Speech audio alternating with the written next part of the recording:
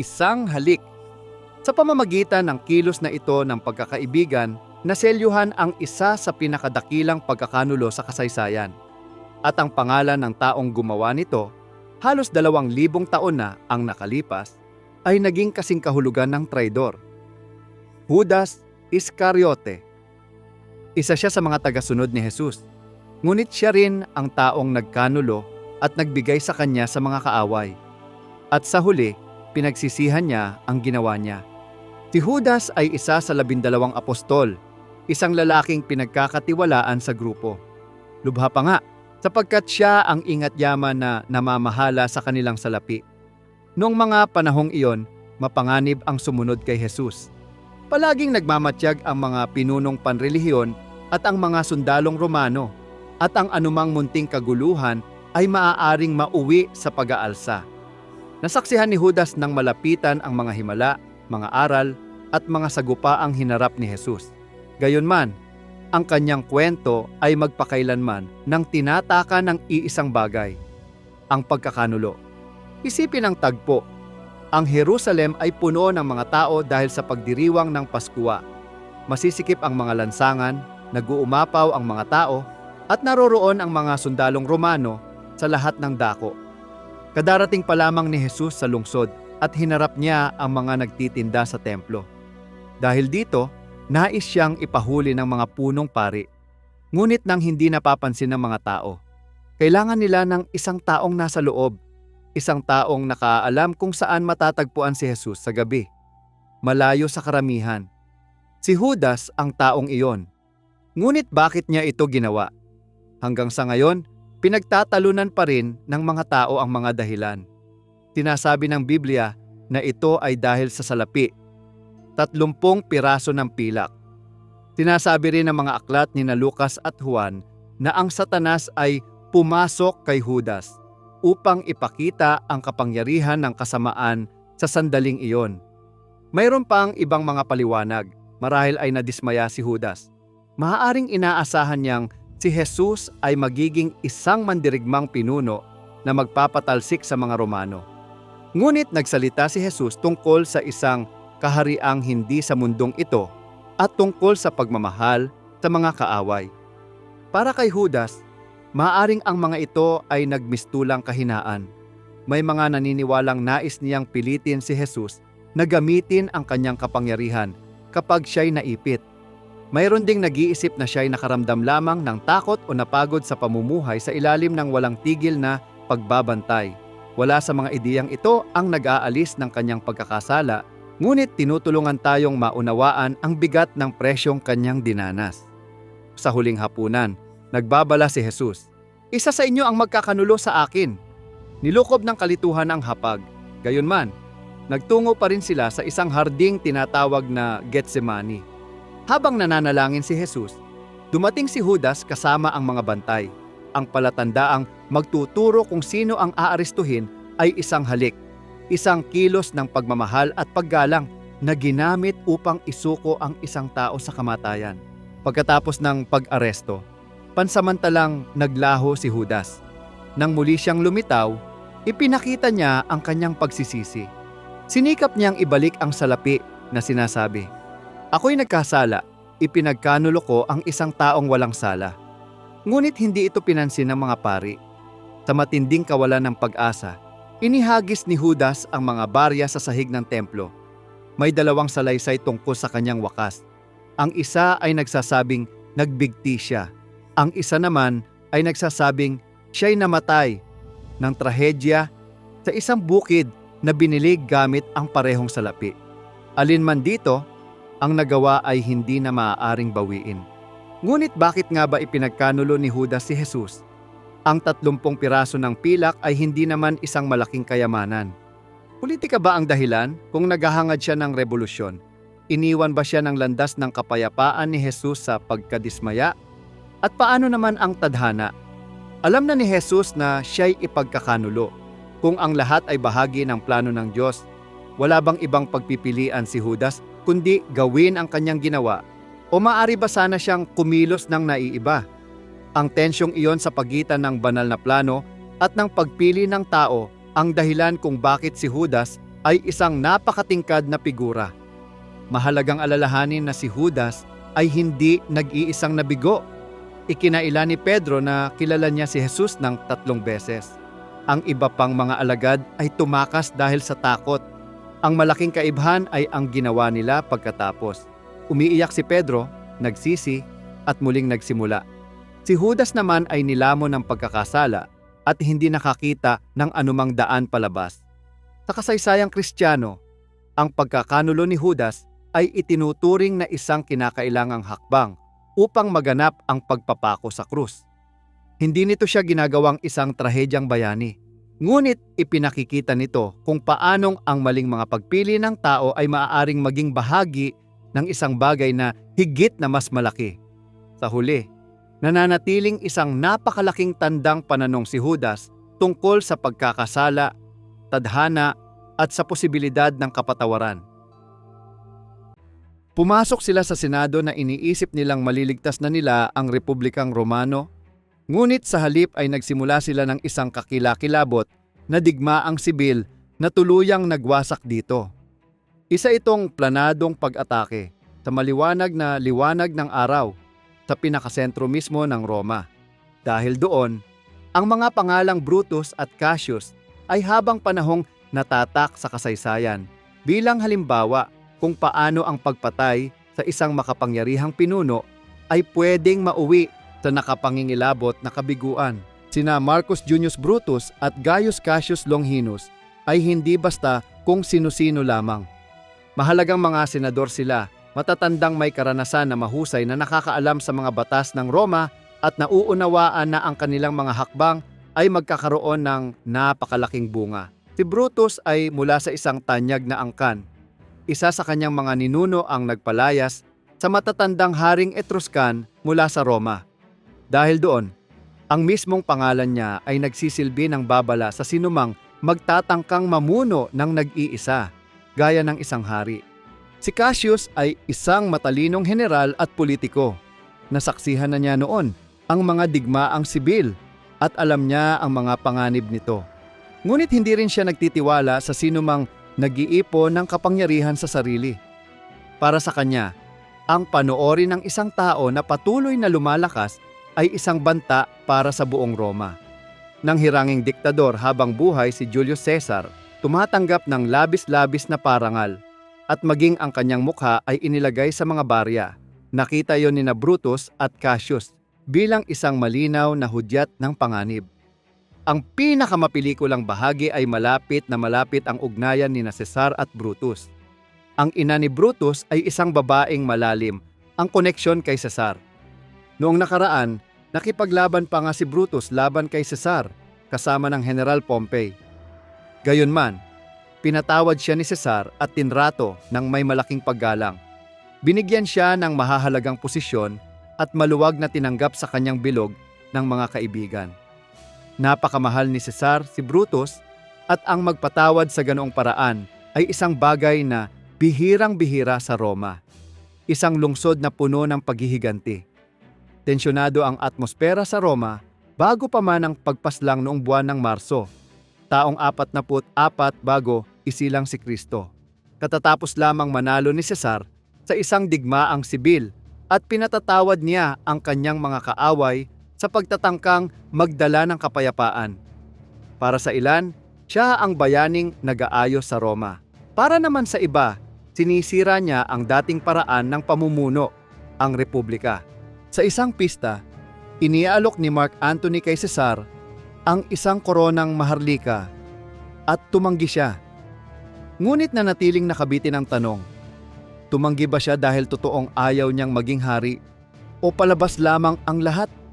Nanatili ang isang katotohanan. Napakarami ng kapangyarihan ni Cesar at unti-unti nang nanghihina ang Senado. Sa ganitong kalagayan, nagsimulang mabuo ang plano upang patayin siya. Nagdaos sila ng mga lihim na pagpupulong at pinili ang perpektong lugar, ang Senado, ang pinakadakilang sagisag ng kapangyarihan ng Roma. Si Cassius, na mas praktikal sa kanilang dalawa, ay naniniwalang dapat patayin din nila si Mark Antony upang lipulin ang problema hanggang sa pinakaugat. Ngunit hindi sumang-ayon si Brutus. Naniniwala siya na ang gawa nila ay dapat kumatawan sa katarungan, hindi sa pagpatay ng maramihan. Ang pagkakaibang iyon sa pananaw ang magiging napakahalaga sa lahat ng susunod na mangyayari. Sa wakas, dumating ang araw. Halos hindi pumunta si Cesar sa Senado, ngunit napahinuhod siyang dumalo. Pagkaupo niya, pinaligiran siya ng isang pangkat ng mga senador na kunwari may hinihiling na pabor. Hinila ng isa sa kanila ang kanyang toga at lumitaw ang mga patalim. Maraming saksak ang inabot niya mula sa mga lalaking ilang oras lang. Ang nakalilipas ay magalang pa siyang binabati. Ang pag-atake ay hindi lamang mula sa mga kaaway, kundi pati na rin mula sa mga kaibigan at mga taong pinalaki niya at pinangalagaan. Bumulagta si Cesar na wala ng buhay malapit sa estatwa ni Pompey, ang mismong kaaway na tinalo na niya noon. Sinasabing nang makita niya si Brutus na napakabait ang trato niya rito, nakasama sa mga salarin, na bigla ng husto si Cesar. Ang tanyag na linyang, "Eto, Brute," ay pinanghabang buhay ni William Shakespeare. Malamang na hindi ito talaga nasabi ni Cesar, ngunit perpektong ipinahahayag ng katagang iyon ang kirot ng pagtatraidor ng isang taong lubos mong pinagkakatiwalaan. Patay na si Cesar, kaya ano na ang susunod? Inakala nilang lahat ay magsasaya sa pagkamatay ng malupit na pinuno. Sa halip, isang napakalaking kawalan ang sumunod. Hindi na ayos ng pagpatay kay Cesar ang Roma. Wala silang anumang plano para sa susunod na araw. Sino na ngayon ang mamumuno? Sa libing, napatunayang napakatuso ni Mark Antony. Binasa niya ang testamento ni Cesar na pumapabor sa mga tao at pinaalala sa kanila kung paano pinatawad ni Cesar ang kanyang mga kaaway. Sa pamamagitan yon, naipihit niya ang opinyon ng madla laban sa mga salarin. Bumalong ang galit sa mga lansangan at napagtanto ng mga tagapagpalaya na nawala na ang suporta ng taumbayan. Napilitan sina Brutus at Cassius na tumakas mula sa Roma at magtatag ng sariling hukbo. Ngunit sa labanan sa Philippi, natalo sila ng mga puwersa ni na Mark Antony, Octavian at Lepidus. Wala nang matatakbuhan. Kapwa nila pinili ang kitilin ang sariling buhay. Sa huli, si Octavian ang naging kauna-unahang emperador ng Roma. Ang malaking pagkakamali ni Brutus ay ang paniwalang sapat na ang simpleng pagpatay sa malupit na pinuno para malutas ang lahat. Nabigo siyang makita kung gaano kamahal ng mga tao si Cesar at maliitin ang katusuhan ng mga politikong gaya ni Mark Antony. Sa praktika, ang pagpaslang ang siyang bumilis na nagpaganap sa mismong bagay na nais sana nilang pigilan, ang wakas ng republika at ang simula ng isang imperyo na isinilang mula sa isang napakalaking kilos ng pagtataksil. Para sa ilang tao, sina Brutus at Cassius ang huling tagapagtanggol ng kalayaan at ng Republikang Romano. Ngunit para sa mga tagapagmana at taga-suporta ni Cesar, habang panahon silang maaalala sa kasaysayan bilang mga may akda ng isa sa pinakadakilang pagtataksil sa lahat ng panahon. Sa mga huling araw ng dinastiyang Han sa China, nang nagsimulang mabiyak ang imperyo at maglaban-laban ang mga Panginoon ng digmaan para sa kapangyarihan, may isang mandirigmang kumatawan sa dalisay na lakas, si Lu Bu. Sa larangan ng digmaan, itinuring siyang hindi matatalo, isang tunay na Diyos ng pakikidigma. Sa labas nito, kilala naman siya bilang ang pinakahindi mapagkatiwalaang tao na nabubuhay. Ang kanyang kwento ang pinakamalinaw na halimbawa na ang dangal na militar ay walang halaga kung walang katapatan. Ang buhay militar ni Lu Bu ay minarkahan ng sunod-sunod na sinadyang mga pagtataksil, lagit-laging nakaayon sa pagnanais ng higit pang kapangyarihan o kayamanan. Sinimulan niya ang kanyang landas bilang alaga ng isang Panginoon ng digmaan na nagngangalang Ding Yuan. Lubos siyang pinagkatiwalaan ni Ding Yuan at itinuring na kanang kamay. Ayon sa ilang salaysay, pinalaki pa raw niya si Lu Bu bilang anak. Ngunit nang lumitaw ang mabalasik na si Dongzhou, inagaw ang kabisera at pati ang emperador, nakita niya sa matalinong paraan na si Lu Bu ay isang walang kapantay na sandata ng kapangyarihan at nagpasya siyang angkinin ito para sa sarili. Alam niyang lubhang ambisyoso si Lubu, kaya't inalok niya ang pinakamabisang panunuhol. Mga pangako ng mga titulo, kayamanan, at ayon sa alamat, ang bantog na kabayong red hair. Para kay Lubu, hindi na niya ito kayang tanggihan. Hindi lamang siya tumalikod, pinatay pa niya si Ding Yuan, pinugutan ito ng ulo at iniharap ang ulo kay Dong Zhuo bilang handog ng katapatan. Ngayon, si Lubu ang naging pangunahing general at tagapagbantay ng makapangyarihang si Dong Zhuo. Nasa huli pumatnubay rin sa kanya bilang ampon. Nasa tuktok siya, pinangangalagaan ng pinakakinasusuklaman at pinakamakapangyarihang tao sa China. Ngunit bihirang magsama sa iisang pangungusap ang salitang katapatan at ang pangalang Lubu.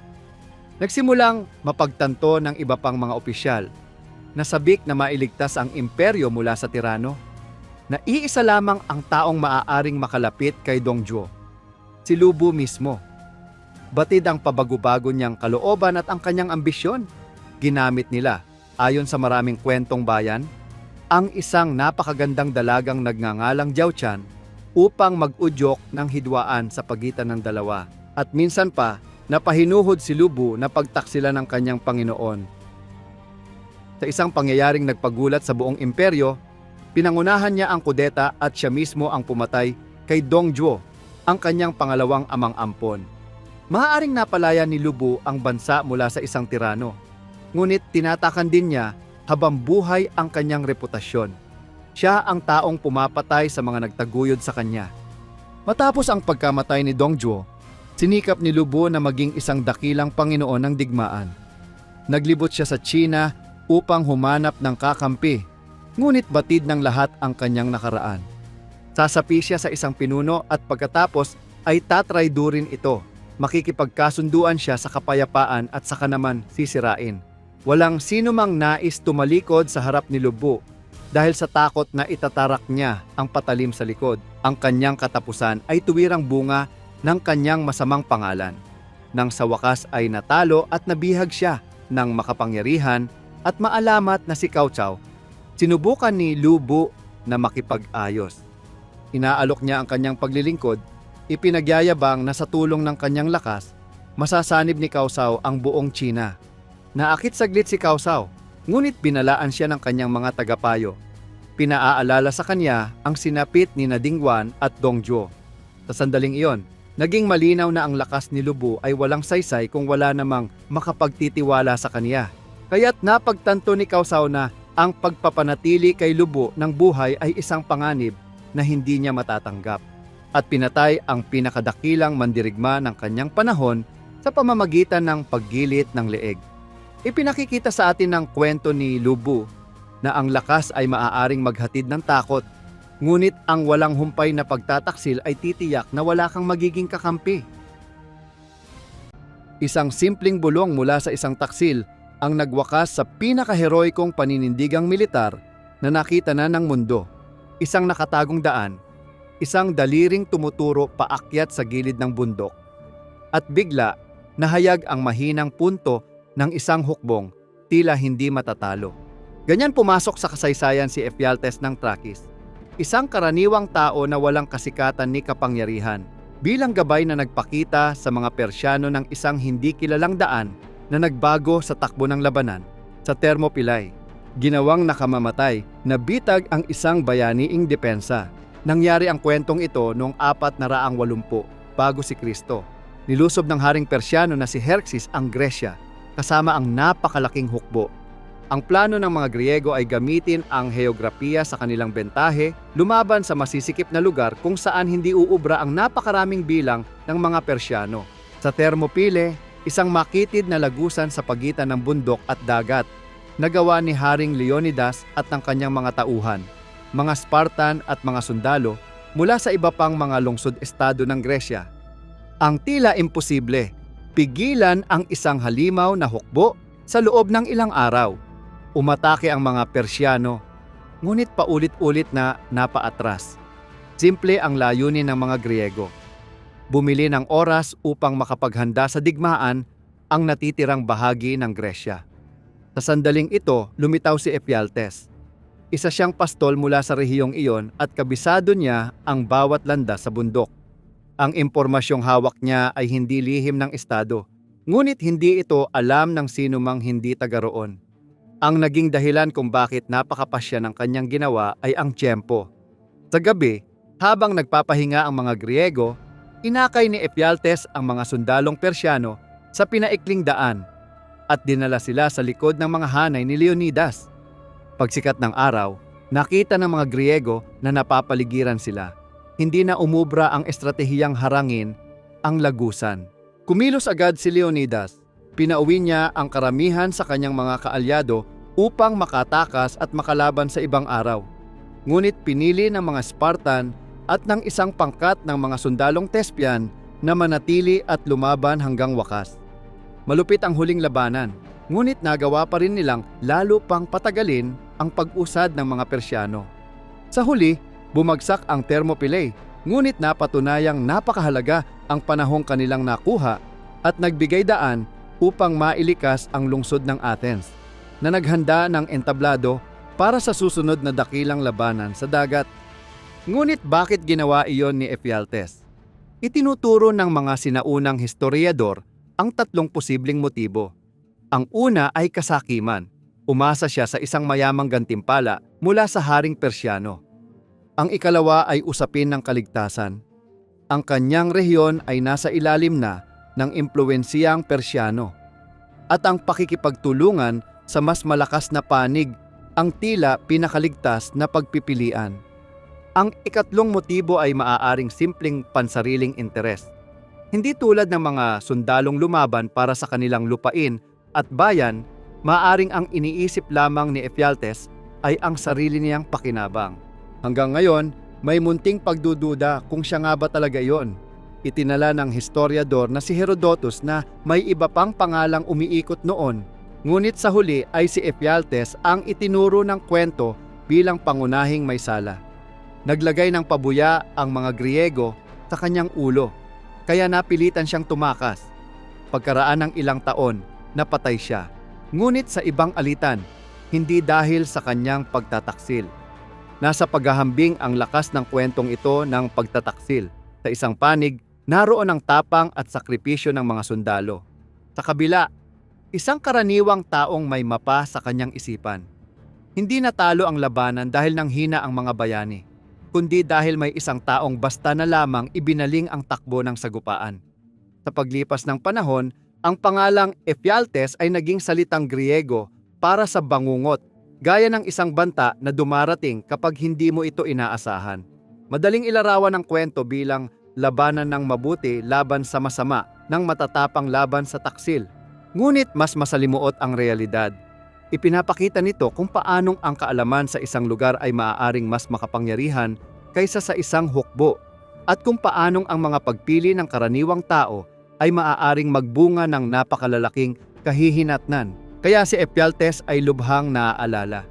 Ipinapakita niya sa atin na ang kasaysayan ay hindi lamang ginagawa ng mga hari at mga general, kundi pati ng mga nakaaalam ng mga pinaikling daan.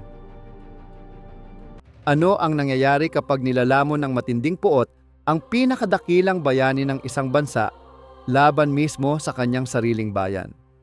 Napakalinaw nitong ipinapakita ng alamat ni Coriolanus. Siya ang pinakamatapang na sundalo ng Roma, isang napakahusay na general na nag-ipagtanggol sa lungsod gamit ang sarili niyang dugo. Ngunit nang masugatan ang kanyang pagmamataas, siya ay naging taksil sa sarili niyang bayan. Pinangunahan ang hukbo ng kaaway hanggang sa mismong tarangkahan ng Roma. Noong ika-5 siglo bago ang pagsilang ni Kristo, si Coriolanus ay isang maharlika na labis na humahanga sa kaluwalhatian ng bagong tatag na Republikang Romano. Ngunit, gaya ng inaasahan sa isang mabuting maharlika, hinahamak niya ang mga plebeyo. Nakuha niya ang tanyag na pangalang Coriolanus nang halos siya lamang ang sumakop sa kalabang lungsod na Corioli. Siya ang tabak ng Roma, ngunit wala siyang pasensya sa politika o sa mga hinihingi ng karaniwang mamamayan na nakikita niya bilang mahihina. Ang ganong pagmamataas at paghamak sa karaniwang mamamayan ng Roma ang sa bandang huli ang naging dahilan ng kanyang pagbagsak. Sa isang matinding sigalot sa politika, nanaig ang kanyang pagkamuhi sa madla. Inakusahan siya ng pagtataksil at sa halip na ipagtanggol ang sarili ng may pagpapakumbaba, inatake niya ang mga nag-akusa sa kanya. Ang naging hatol ay pagpapatapon. Ipinatapon ng Roma ang pinakadakila nitong bayani. Para sa isang tulad ni Coriolanus, mas mabigat kaysa kamatayan ang ganong kahihiyan. Nabubulag sa puot at sama ng loob, hindi siya basta tahimik na tumungo sa kanyang pagkakatapon. Ginawa niya ang hindi maiisip para sa isang nagsasabing mahal niya ang Roma. Dumiretso siya sa mga Volsci, ang pinakamatitinding kaaway ng Roma noong panahong iyon. Ganap na ang kanyang pagtataksil. Iniaalok niya sa kaaway ang kanyang katalinuhan sa digmaan at humingi lamang ng isang bagay, paghihiganti. Ang mga Volsci na minsang labis na natatakot sa kanya sa larangan ng labanan ay siya na ngayong kanilang general. Nakapanlulumong trahedya ang naging bunga. Si Coriolanus bilang pinuno ng hukbo ng kaaway ay winasak at winaglit ang mga pananggalang ng Roma. Alam niya ang bawat taktika, bawat mahinang bahagi nito. Isa-isang bumagsak ang mga lungsod sa kanyang harapan. Hindi nagtagal ang hukbo ng mga Volsci na pinamumunuan ng pinakadakilang bayaning nakilala kailanman ng Roma ay nagkampo sa labas mismo ng pader ng lungsod, handa na para sa huling paglusob. Nabagabag at nataranta ang Roma. Nagpadala sila ng mga senador, matatandang kaibigan at mga pari upang makiusap sa kanya na tumigil. Ngunit ang pagmamataas ni Coriolanus ay matigas na parang bakal. Tinanggihan niya ang bawat pakiusap. Determinado siyang sunugin ang lungsod na tumakwil sa kanya. Huminto lamang ang ganitong pagtataksil ng ilabas ng Roma ang huli nitong alas. Isang pangkat ng mga babaeng taga-Roma ang lumabas ng lungsod, pinamumunuan ng mga taong hindi kayang ipagsawalang bahala ng kanyang pagmamataas. Ang kanyang ina na si Volumnia, ang kanyang asawang si Virgilia, at ang kanilang mga anak. Hindi sila nanawagan sa kanyang pagkamakabayan sapagkat matagal na iyong namatay sa kanyang puso. Sa halip, umapela sila sa kanyang dangal bilang anak at bilang ama. Hinarap siya ng kanyang ina at tinanong kung ang kinakaharap ba niya ay ang sarili niyang anak o ang kaaway ng Roma at kung kailangan pa ba niyang mabuhay upang masaksihan na inalipin ang kanyang pamilya ng lalaking siya mismo ang binigyan niya ng buhay. Ang walang awang general ay sa wakas nabuwag sa bigat ng tingin ng kanyang pamilya. Hindi niya magawang ibigay ang utos na wasakin ng sarili niyang ina. Kaya naman iniutos niya sa hukbo na umurong. Ngunit sa pagligtas niya sa Roma, ipinagkanulo naman niya ang bago niyang mga kakampi, ang mga Volsci. Ayon sa alamat, ang mga Volsci na nag-aalab sa galit dahil inagaw sa kanila ang tagumpay laban sa Roma ay pinatay si Coriolanus. Namatay siya gaya ng pagkakabuhay niya. Isang lalaking labis ang pagmamataas kaya nang pilitin siyang pumili sa pagitan ng kanyang bayan at ng sarili niyang pagmamataas. Ang pinili niya ay ang sarili niyang pagmamataas. Maaaring sakupin ng mga hukbo ang mga bansa, ngunit kayang mabulok ang mga ito mula sa loob dahil sa mga pakana sa palasyo. At walang sino man sa kasaysayan ng China ang nagpamalas nito ng mas nakakatakot kaysa kay Zhao Gao, isang yunuko ng hukuman ng dinastiyang Qin. Wala siyang inutusan na anumang kawal at hindi man lang humugot ng tabak. Pagtataksil ang kanyang sandata sa pamamagitan ng mga bulong-bulungan, kasinungalingan at mga pekeng dokumento. Pinakilos niya ang trono at pinabagsak ang unang nagkaisang imperyo ng China. Nagsisimula ang kwentong ito ng pagtataksil ng biglang pumanaw sa biyahe ang makapangyarihang unang emperador ng Qin, ang taong nagkaisa sa China. Ang tunay na tagapagmana ay ang panganay na anak na si Fusu, isang mahusay at iginagalang na prinsipe. Ngunit may ibang plano si Zhao Gao. Bilang punong yunuko at tagapag-ingat ng selyong imperial, hawak ni Zhao Gao ang lahat ng opisyal na komunikasyon. Nakita niya roon ang kanyang pagkakataon. Itinago niya ang balita tungkol sa pagkamatay ng emperador at hinanap ang bunsong anak na si Huhai, isang mahinang kabataang madaling kontrolin. Magkasama nilang binalak ang unang malakihang kudeta. Pineke ni Zhao Gao ang huling habilin ng emperador. Sa halip na pangalanan si Fusu bilang tagapagmana, Iniutos ng huwad na kautusan na kitilin ni Fuso ang sariling buhay dahil sa umano'y kakulangan sa katapatan. Pinagtaksilan ni Jiao Gao ang kanyang yumaong emperador, ang tunay na tagapagmana at ang kinabukasan ng imperyo, lahat upang maupo sa trono ang isang tao-tauhan. Sa pagkamatay ni Fuso, naging ikalawang emperador si Huai ng nagkaisang China. Ngunit ang tunay na pinuno ay si Jiao Gao. Tratuhin niya ang batang emperador na para bang isang bihasang manunugal ng papet, hinihikayat itong malulong sa luho at baliwalain ang mga gawain ng pamahalaan. Habang naglilibang ang emperador, sinimulan ni Jiao Gao ang pag-aalis ng kanyang mga karibal isa-isa hanggang sa wala ng sinumang naglakas loob na kwestiyonin siya sa hukuman. Naging kilabot ang kanyang kapangahasan dahil sa isang nakakikilabot na pagsubok. Isang araw, nagdala si Jiao Gao ng isang usa sa palasyo at iniharap ito sa emperador. Sabay sabi, "Mahal na Haring Pinuno, narito ang isang kahangahangang kabayo."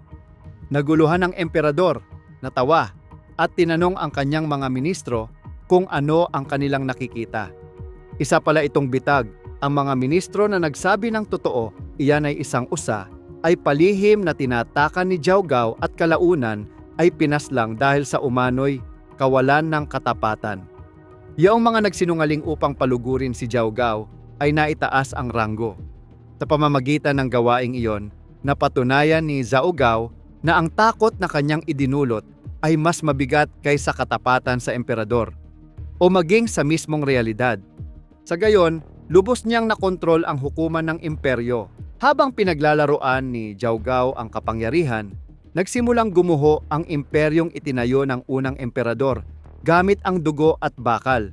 Tumiklab ang mga pag-aaklas sa buong Tsina, napagod na sa kalupitan at mahina na pamumuno, habang nagmamartsa ang mga hukbong rebelde patungo sa kabisera.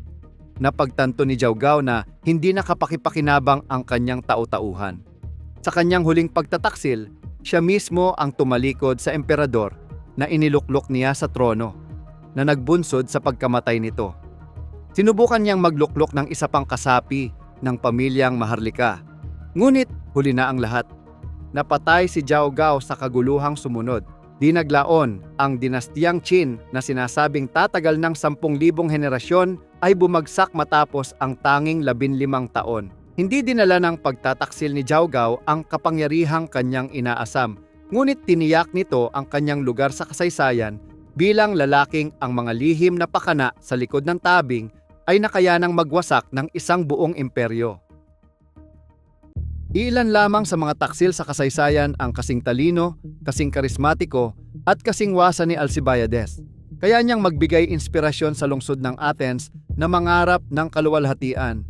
At sa susunod na sandali ay iaabot naman ang pinakamahalagang lihim nito sa kaaway.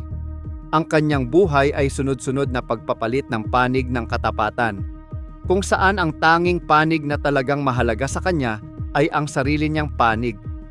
Ginagawa siyang perpektong halimbawa ng talino na nakapailalim sa paglilingkod sa pagtataksil. Ipinanganak sa isang makapangyarihang angkan at pinag-aral ng mga pinakadakilang nag-iisip ng kanyang panahon tulad ni Pericles at Socrates. Ginamit ni Alcibiades ang kanyang pang-akit upang hikayatin ang Athens na maglunsad ng isang maringal at napakadelikadong plano, ang pagsakop sa Sicily. Nangako siya ng isang madaling tagumpay na magbibigay ng yaman at kapangyarihan. Gayunman, bago pa man tuluyang makaalis ang ekspedisyon, inakusahan siya ng isang krimeng pangrelihiyon. Sa halip na harapin ang hustisya sa sarili niyang lungsod, ginawa ni Alcibiades ang una niyang dakilang gawa ng pagtataksil. Tinalikuran niya ang kanyang pwesto bilang general, tumakas at naglayas. Iniiwan ang mismong mga sundalong kanyang pinukaw sa gitna ng isang mapanganib na kampanya. Ang kanyang pinuntahang destinasyon ay ang Sparta, ang pinakamatinding kaaway ng Athens. Doon, hindi lamang basta siya nagkubli, naging pinakamakapangyarihang sandata siya ng mga Spartan laban sa sarili niyang bayan. Ibinunyag niya ang mga kahinaan ng Athens at nagbigay ng payong estratehiko na halos nagwasak sa lungsod. Magtayo ng isang permanenteng kuta malapit sa Athens upang putulin ang mga linya ng supply nito. Tinuruan niya ang kaaway kung paano sugatan ang kanyang dating tahanan sa pinakamasakit na paraan na maiisip, ginawang pakikibaka para sa mismong pag-iral ng mga taga-Athens, ang dati tunggalian lamang. Ang kanyang pagtataksil ay hindi bugso ng galit, kundi malamig at epektibong kalkulasyon. Ngunit hindi nagtagal ang katapatan ni Alcibiades sa Sparta. Matapos siyang malubog sa isang personal na eskandalo, muli siyang tumakas. Sa pagkakataong ito patungong Persya, isa pang dakilang kapangyarihan ng panahong iyon at kaaway ng parehong Athens at Sparta. Doon, umabot sa panibagong antas ang kanyang pagtataksil. Nagsimula siyang maglaro ng tatluhang laro. Pinapayuhan ang mga Persyano na huwag hayaang manalo sa digmaan ang alinman sa Athens o Sparta. Ang kanyang estratehiya ay panatilihing dumudugo ang dalawang panig na Griego, mahina, at nakadepende sa salaping Persyano. Minaniobra niya ang buo-buong mga imperyo, ginagamit ang mismong digmaang siya mismo ang tumulong na pag-alabin bilang parang tablero ng laro upang masiguro ang sarili niyang kahalagahan at kaligtasan. Kalaunan, sa isang sandali ng matinding kawalan ng pag-asa para sa Athens, nakita ni Alcibiades ang pagkakataon upang makabalik. Nakiusap at nakipagkasundo siyang makabalik kapalit ng pangakong madadala niya ang suporta ng Persya para sa digmaan laban sa Sparta. Sa loob ng maikling panahon, muli niyang pinamunuan ang hukbong dagat ng Athens at nag-ani ng mga kahangahangang tagumpay. May ilang tumingin sa kanya bilang tagapagligtas, ngunit ang kanyang pagbabalik ay hindi bunga ng pagkamakabayan. Bunga ito ng sariling kaginhawahan at kapakinabangan. Isa siyang kapakipakinabang na kasangkapan para sa sandaling iyon, ngunit hindi na siya muling naging tunay na mapagkakatiwalaang figura. Pagkaraan lamang na dumanas siya ng isang maliit na pagkatalo. Muling bumalik ang pagdududa, at siya ay ipinatapon sa huling pagkakataon. Ang nagtatakda kay Alcibiades bilang isa sa pinakadakilang taksil sa kasaysayan ay hindi isang nag-iisang kilos ng pagtataksil, kundi isang habang buhay na hanay ng katapatang itinatapon kapag napagsilbihan na ang layunin. Pinagtaksilan niya ang demokrasya ng Athens, ang disiplina ng Sparta, at ang mga interes ng Persya. Palaging inaangkop ang sarili upang siya ang makinabang. Hindi maikakaila ang kanyang talino, ngunit naglingkod iyon sa walang hangganang ambisyon at malalim na pagkamakasarili. Naging aral ang kanyang kwento na ang talento na walang katapatan ay hindi nakapagtatatag ng mga bansa. Ginagawa lamang nitong mga baitang natatapakan ang sariling kababayan. Tumulong si Alcibiades na pahabain ang isang kakilakilabot na digmaan at pasamain ang tiwala sa loob mismo ng kanyang lungsod. Sa huli, ang lalaking sanay naging pinakadakilang bayani ng Athens ay naitala sa kasaysayan bilang pinakatuso at pinakapanganib na taksil nito.